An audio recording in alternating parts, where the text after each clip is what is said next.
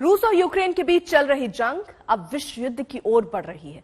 NATO, G7 और यूरोपीय संघ ने आपातकालीन बैठकों के जरिए रूस के फाइनल इलाज पर मंथन किया। अब तक पश्चिमी देशों की तरफ से रूस के खिलाफ आर्थिक प्रतिबंध लगाकर दबाव बनाने की रणनीति रही, लेकिन आगे ये युद्ध एक खतरनाक मोड़ भी ले सकता है।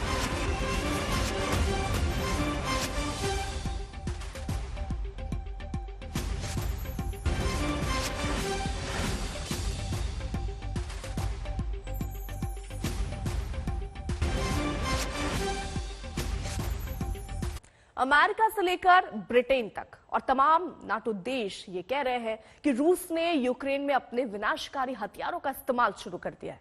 लेकिन इन सब के बीच अमेरिका ने दुनिया को आगाह किया कि रूस अब यूक्रेन पर केमिकल हथियारों से हमला कर सकता है। ऐसे में नाटो देशों ने फैसला किया है कि केमिकल अटैक के खिलाफ वो यूक्रेन का समर्थन करेंगे।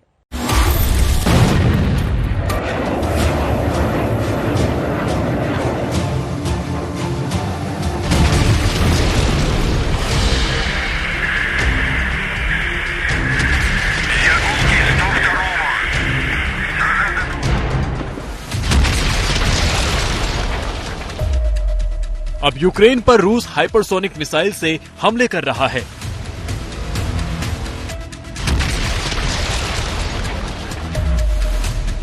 यूक्रेन पर कब्जे के लिए रूस ने अपने ब्रह्मास्त्र निकाल लिए हैं।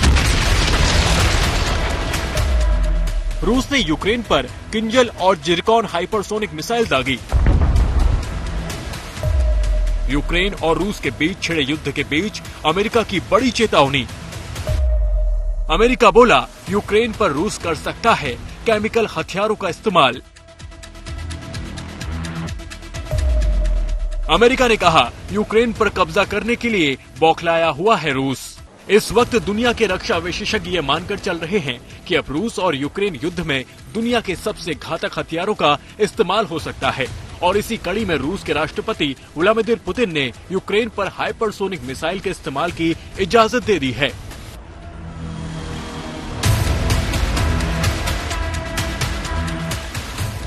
रूसी सेना ने यूक्रेन में हाइपरसोनिक मिसाइल से ऐसे वार किए कि दुनिया देखती रह गई। पहले रूस ने अपने हाइपरसोनिक मिसाइल से यूक्रेन में हथियारों के खुफिया गोदाम को उड़ा दिया और उसके बाद तबाही की जिरकॉन हाइपरसोनिक मिसाइल भी लॉन्च कर दी। आवाज से भी तेज गति से मार करने वाली रूसी हाइपरसोनिक मिसाइल के हमले के बीच अमेरिका ने दुनिया को आगाह किया है कि रूस यूक्रेन पर हमले के लिए केमिकल वेपन का भी इस्तेमाल कर सकता है। रूस और यूक्रेन युद्ध के ये बारूदी पिक्चर दुनिया देख रही है। सब कुछ तहस नहस हो चुका है। यूक्रेन के शहर खंडहर बन चुके हैं। हम आपको बता दें कि रूस ने भी पहले अमेरिका पर यूक्रेन में केमिकल और बायोलॉजिकल हथियार बनाने का आरोप लगाया था। केमिकल हथियारों का इस्तेमाल पहले विश्व युद्ध और उसके बाद कई बार हो चुका है, जिसमें लाखों लोगों की जान जा चुकी है। अब आपको बताते हैं कि केमिकल हथियार होते क्या हैं।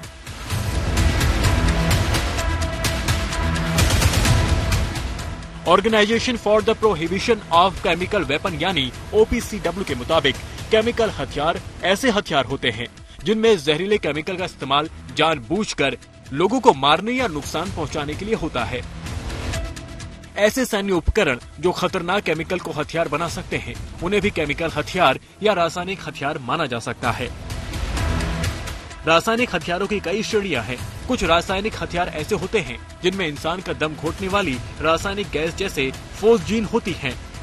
ये इंसान के फेफड़े और श्वास तंत्र पर हमला करते हैं, जिससे पीड़ित व्यक्ति की सांस न ले पाने की वजह से मौत हो सकती है। कुछ रासायनिक हथियार जैसे मस्टर्ड गैस लोगों की त्वचा जलाकर उन्हें अंधा कर देती है। सबसे खतरनाक रासायनिक हथियार नर्व एजेंट्स होते हैं, जो पीड़ित व्यक्ति के दिमाग और उसके शरीर के बीच संबंध पर हमला करते हैं। इन रासायनिक हथियारों की बहुत छोटी सी मात्रा भी इंसान के लिए घातक साबित हो सकती है। नर्व एजेंट VX की 0.5 मिलीग्राम से भी कम मात्रा एक वयस्क व्यक्ति को मारने के लिए काफी होती है। युद्ध के दौरान ये सभी रासायनिक एजेंट्स आर्टिलरी शेल, बमों और मिसाइलों के जरिए इस्तेमाल किए जा सकते हैं। लेकिन केमिकल वेपन्स कन्वेंशन 1997 के तहत इसका प्रयोग प्रतिबंधित है रूस समेत दुनिया के कई देशों ने इस कन्वेंशन पर अपने हस्ताक्षर किए हैं। इससे पहले इन हथियारों का इस्तेमाल प्रथम विश्व युद्ध 80 के दशक में हुए ईरान इराक युद्ध और हाल ही में सीरिया सरकार द्वारा विद्रोहियों के खिलाफ किया गया है। ऐसे में अमेरिका को अंदेशा है कि रूस अब यूक्रेन युद्ध की अंत कथा लिखने के लिए अपने सारे घातक हथियार निकाल सकता है। आज तक ब्यूरो। नमस्कार, आप देख रहे हैं आज तक, आपके साथ मैं हूं अर्पिता आर्या। हम आपको युद्ध की, रूस और यूक्रेन के युद्ध की ताजा तस्वीरें और ताजा हालात बताएंगे, लेकिन उससे पहले एक बड़ी खबर जल्दी से आप तक पहुंचाएं। पेट्रोल और डीजल के दामों में इजाफा किया गया है। एक बार फिर से बढ़ोतरी पेट्रोल और डीजल के दाम में हुई 80 पैसे की ये बढ़ोतरी आज यानी एक दिन के बाद आज फिर 80 पैसे की बढ़ोतरी पेट्रोल डीजल के दामों में हुई है। और चुनावों के बाद पेट्रोल डीजल के दाम अब बढ़ने शुरू हुए हैं। पेट्रोल डीजल के दाम प्रति लीटर 80 पैसे की बढ़ोतरी आज हुई। हालांकि कल ये बढ़ोतरी नहीं हुई, परसों ये बढ़ोतरी जरूर 80 पैसे की हुई थी। उसके बाद आज एक बार फिर से दिल्ली में पेट्रोल के जो अब दाम है, देखिए दिल्ली में डीजल के दाम 89 रुपए 7 पैसे के करीब अब डीजल के दाम पहुंच चुके हैं। तो 5 राज्यों में विधानसभा चुनाव खत्म होते ही तेल के दाम एक बार फिर जेब पर अब भारी पड़ने लगे हैं। पेट्रोल डीजल के दाम में आज एक बार फिर 80 पैसे की बढ़ोतरी की गई है। हालांकि बीच में पेट्रोल के दाम नहीं बढ़े, उस वक्त जब अंतर्राष्ट्रीय बाजार में क्रूड ऑयल की कीमत बहुत ज्यादा थी, बावजूद इसके दाम स्थिर थे। लेकिन अब 80 पैसे की बढ़ोतरी आज एक बार फिर से दर्ज की गई है पेट्रोल और डीजल में।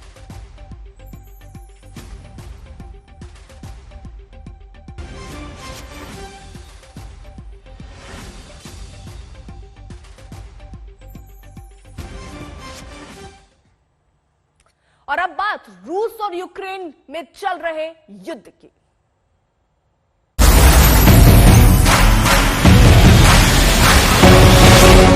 और इस बीच बड़ी खबर आपको बता दें, नाटो देश जब साथ आए तो अभी ये फैसला लिया गया कि हथियार जरूर दिए जाएंगे यूक्रेन को, लेकिन सीधे तौर पर युद्ध में नहीं उतरने वाले हैं। सीधी लड़ाई से बचते हुए नजर आ रहे हैं। और नाटो की बैठक में जॉनसन का बड़ा बयान सामने आया है। नाटो की बैठक में पीएम जॉनसन का बड़ा बयान, उन्होंने कहा कि वो सीधे मदद नहीं कर पा रहे हैं यूक्रेन की, इस बात का जिक्र उन्होंने किया। हालांकि ज़ेलेंस्की बार बार ये कह रहे थे कि अब तय हो जाएगा कि कौन अपने हैं और कौन पराए, इस वक्त कौन उनका साथ देता है। वो लगातार साथ देने की बात करते रहे हैं, ज़ेलेंस्की की मांग पूरा नहीं कर पा रहे हैं। ये बात जॉनसन कह रहे हैं, क्योंकि ज़ेलेंस्की बार बार कह रहे हैं कि जेट और टैंक की 1% ही वो मदद कर पा रहे हैं। यानी जो हथियार ज़ेलेंस्की की तरफ से मांगे जा रहे थे, जो सपोर्ट मांगा जा रहा था, वो सपोर्ट उन्हें नहीं मिल पा रहा है। ये बयान पीएम जॉनसन का, उनका बड़ा बयान नाटो की बैठक में। उन्होंने कहा कि जिस तरीके की मदद यूक्रेन मांग रहा है, वो मदद हम नहीं कर पा रहे हैं। इस बीच कुछ तस्वीरें भी युद्ध से जुड़ी हुई सामने आई है, जहां पर रूस के जो हमले हैं वो हर गुजरते दिन के साथ बढ़ते हुए, यहां पर देखिए सैटेलाइट तस्वीरें सामने आई, जहां पर धमाके किस तरीके से वहां हो रहे हैं। यहां पर ये जो टैंक खड़े हैं, वहां पर जबरदस्त धमाका ये होता है। यूक्रेन पर रूस के हमले 30वां दिन है आज, लगातार ये हमले हो रहे हैं। हालांकि बैठकों का दौर भी जारी है, लेकिन अभी तक ना तो समाधान की दिशा में बढ़ पाए हैं और ना ही नाटो देश अब खुलकर ही समर्थन की बात कर रहा है। हालांकि चिंतित इस बात जरूर है, बार बार प्रतिबंध की बात रूस पर करता रहता है। कल भी जब ये महत्वपूर्ण बैठक हुई तो उसमें इस बात का जिक्र किया गया कि हथियारों की सप्लाई दी जाएगी। अमेरिका ने तो यहां तक कहा कि अगर रासायनिक हथियारों का इस्तेमाल रूस करता है तो उसका जवाब भी देना होगा। यानी उसी चेतावनी वाले लहजे में जो बाइडेन बात करते हुए नजर आ रहे हैं, लेकिन सीधे तौर पर यह दिख रहा है कि रूस को इसका कोई असर नहीं पड़ रहा है। वो अपने हमले वैसे ही कर रहा है, उसकी स्ट्रैटेजी वैसे ही है। इस बीच ज़ेलेंस्की भी दो तरह से, एक तरफ देखिए जहां वो पुतिन को कह रहे हैं कि हम बातचीत करके मसला सुलझा सकते हैं, वहीं दूसरी तरफ वो कई बार तो ये कह रहे हैं कि नाटो अपनी स्थिति स्पष्ट करे, उनके साथ है या नहीं है। फिर वो ये भी कहते हुए नजर आते हैं कि नाटो के साथ उनका देश अब नहीं जाना चाहता है, इस बात का जिक्र भी वो कर देते हैं। तो हालांकि सारी परिस्थितियों को देखते हुए देखिए, जो आम लोग हैं सबसे ज्यादा ज्यादती उनके साथ होती हुई, आम लोग मारियोपोल में सबसे ज्यादा तबाही मारियोपोल में ही हो रही है। वहां आमने सामने की जंग छिड़ी हुई है। लोग जो है वो अपने घरों से निकलकर जो सीमावर्ती इलाके हैं वहां जाने की कोशिश में जुटे हुए हैं ताकि सुरक्षित जगहों पर पहुंच जाएं। ये लंबी लाइन आप देख रहे हैं, खाने पीने के लिए लोग अपने घरों से बाहर निकले हैं राशन इकट्ठा करने के लिए, क्योंकि वहां पर हालात ये हैं कि ना खाने के लिए कुछ बचा है, ना पीने के लिए पानी बचा है और धमाके लगातार हो रहे हैं। इन्हीं धमाकों के बीच लोग रहने को मजबूर हैं। मारियोपोल की स्थिति सबसे ज्यादा खराब बताई जा रही है क्योंकि वहां पर अब रिहायशी इलाके जो हैं वहां पर भी धमाके हो रहे हैं। ऐसे में लोग बेहद डरे हुए, ज्यादातर तो इलाके को छोड़कर सुरक्षित जगहों पर चले गए हैं।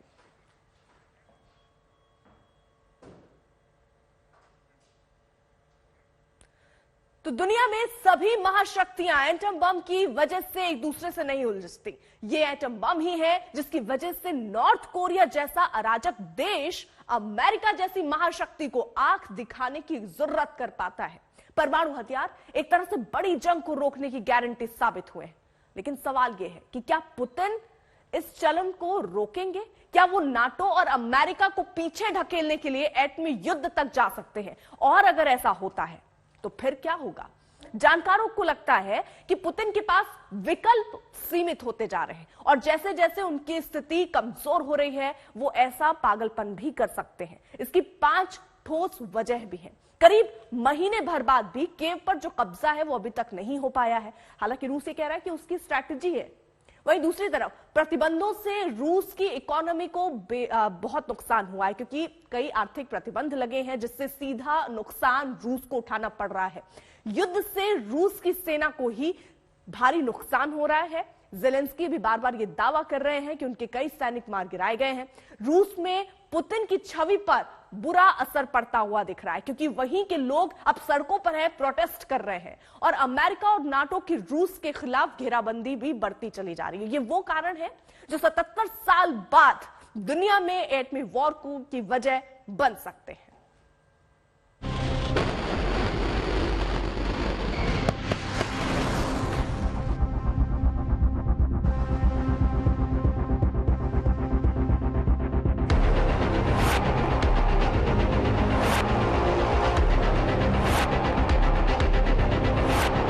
जब नाटो रूस के खिलाफ नए सिरे से कमर कस रहा है,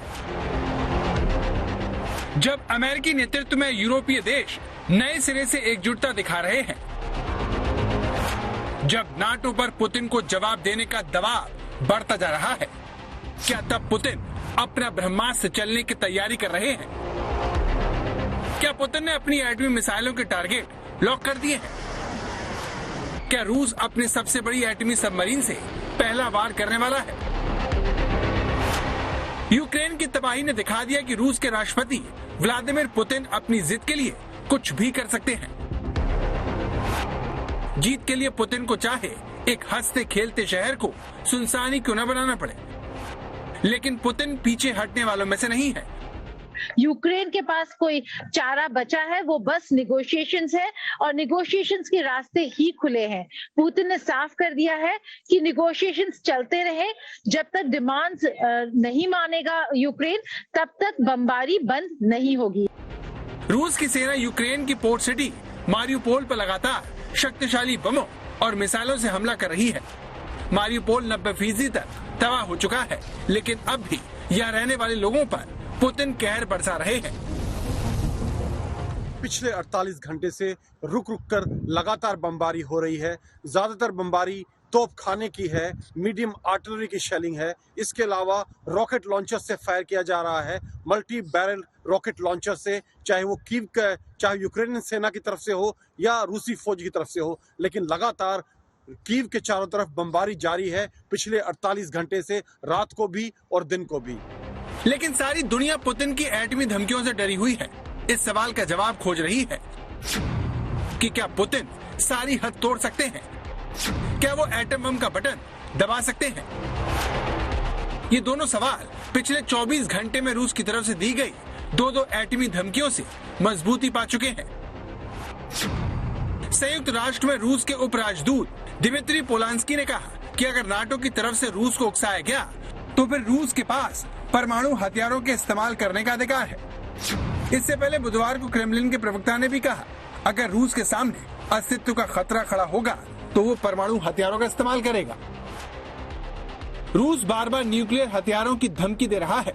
दुनिया में सबसे ज्यादा एटम बम उसी के पास है, जिन्हें वो जल, थल और नभ से चला सकता है। सवाल यह है कि इस अनहोनी की वजह क्या होगी? वो कौन सा ट्रिगर होगा जो पुतिन को फैसला लेने को मजबूर करेगा? एटमी हमले के लिए वो कौन से बम का इस्तेमाल करेंगे? और सबसे बड़ा सवाल, पुतिन कहां परमाणु बम फोड़ सकते हैं? इन सवालों पर पश्चिमी देशों में लगातार मंथन हो रहा है। पुतिन को लेकर सब डरे हुए हैं, क्योंकि वो कब क्या करेंगे कुछ कहा नहीं जा सकता। एंड्रिया क्लू नाम के विदेश मामलों के जानकार लगते हैं, यूरोप में अमेरिका ने 100 परमाणु बम तैनात कर रखे हैं। ये बम भले ही छोटे हों, लेकिन रूस से जंग जीतने के लिहाज से तैनात किए गए हैं। अगर नाटो ने भी कुछ भड़काने वाला काम किया तो पुतिन हार के डर से एटम बम का इस्तेमाल कर सकते हैं। यूक्रेन में जो रूस की जो रणनीति है, जो मिलिट्री जो स्ट्रैटेजी है, वो हमें ऐसा दिख रहा है कि वो उसमें जो उनके एम्स है या जो उनके ऑब्जेक्टिव्स थे वो पूरा नहीं कर पा रहे हैं। तो ऐसे में एक फ्रस्ट्रेशन बढ़ रहा है पुतिन के अंदर, और हम एक किसी तरह के डेमोक्रेटिक कंट्री की बात नहीं कर रहे हैं। पूरी तरह से पुतिन इस चीज को कंट्रोल कर रहे हैं। ऐसा नहीं कि सैंक्शंस की वजह से हो रहा, हाँ सैंक्शंस की वजह से जनरली रूस अलग थलग दुनिया में पड़ रहा है, और स्पेशली वेस्ट से, क्योंकि वेस्ट से और सबसे ज्यादा उनका जो ट्रेड है वो वहां से है। तो ये जरूर है, पर उन दोनों बातों को जोड़ना कि सैंक्शंस की वजह से वो एटमी हथियारों की तरफ जा रहे हैं, नहीं, ये थोड़ा ज्यादा ही विशफुल थिंकिंग है, इस तरह से नहीं है। यूक्रेन को नाटो से दूर रखने के साथ साथ पुतिन की तरफ से यूरोप में अमेरिकी परमाणु हथियारों को हटाने की भी मांग हो रही है, जिसे वो लगातार रूस की सुरक्षा के लिए खतरा बताते हैं। इसके जवाब में रूस भी एटमी हथियारों से वार की धमकी देता रहता है, जिससे घबराकर नाटो ने यूक्रेन और रूस की जंग से दूरी बना रखी है। हालांकि यूक्रेन को वो धन और बल दोनों से सहयोग दे रहा है। यूनाइटेड किंगडम यूक्रेन को 6000 मिसाइल देगा। इससे पहले वो यूक्रेन को 4000 next generation light anti tank missile और जेवलिन मिसाइल दे चुका है। जर्मनी ने भी यूक्रेन को 2000 हैंड ग्रेनेड लॉन्चर देने की बात की है। The UK, having been in the lead in giving anti-tank weaponry, is now giving 6,000 more missiles in addition to a lot of other support. But there are now dozens of nations that are supporting the Ukrainians, and we're moving really from a program of supporting resistance to supporting Ukrainian defense of their own country. NATO और रूस विरोधी देशों से मिले हथियारों के बलबूते ही Ukraine रूस को नुकसान पहुंचा रहा है। आपके सामने यूक्रेन में जलते एक रूसी शिप की तस्वीर है, जिसे यूक्रेन ने तबाह कर दिया। ये शिप मारियुपोल में मौजूद रूसी सैनिकों को हथियार पहुंचा रहा था। यूक्रेन के रक्षा मंत्री के मुताबिक पुतिन का एटम बम का बटन दबाना अमेरिका और नाटो देशों को सबसे बड़ी मुश्किल में डाल सकता है, क्योंकि पुतिन के इस कदम के बाद उन पर जवाब देने की जिम्मेदारी होगी। कीव से राजेश पवार, पोलैंड से गौरव सावंत और मॉस्को से गीता मोहन के साथ ब्यूरो रिपोर्ट आज तक।